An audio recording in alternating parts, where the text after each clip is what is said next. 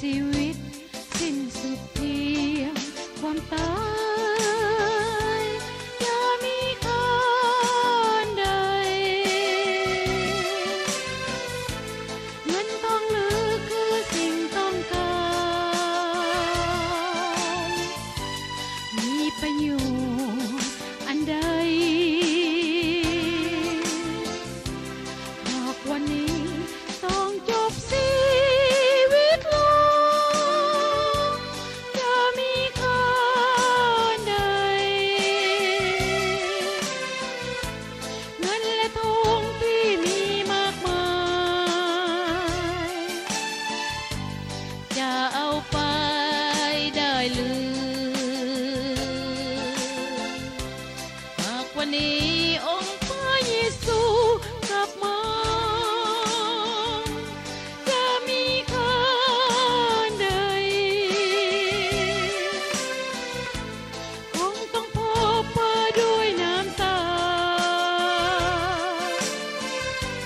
เพราะความตายนิรันดร์จงละทิ้งชีวิตวันนี้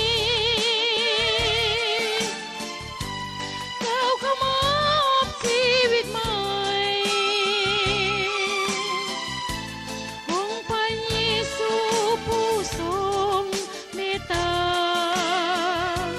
ทรงหักฉันตลอดไป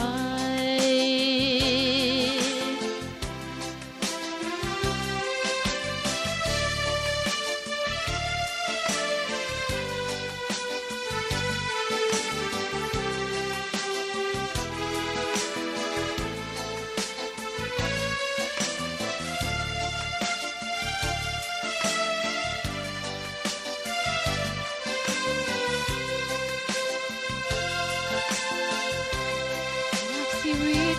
สิ้นสุดเพียงความตายจะมีค่าใดเงินทองหรือคือสิ่งต้องการมีประโยชน์อันใด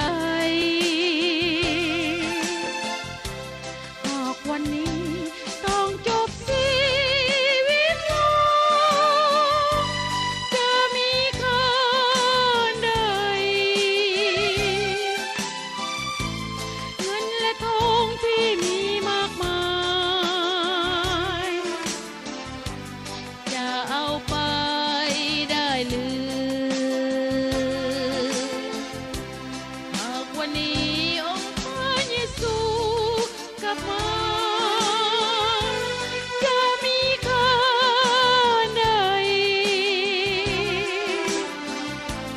คงต้องพบเพื่อด้วยน้ำตา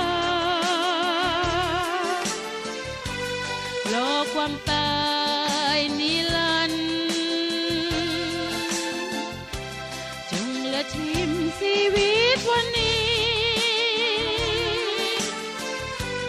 ก้าวเข้ามอบชีวิตใหม่องค์พระเยซูผู้ทรงเมตตาทรงหักฉันตลอดไป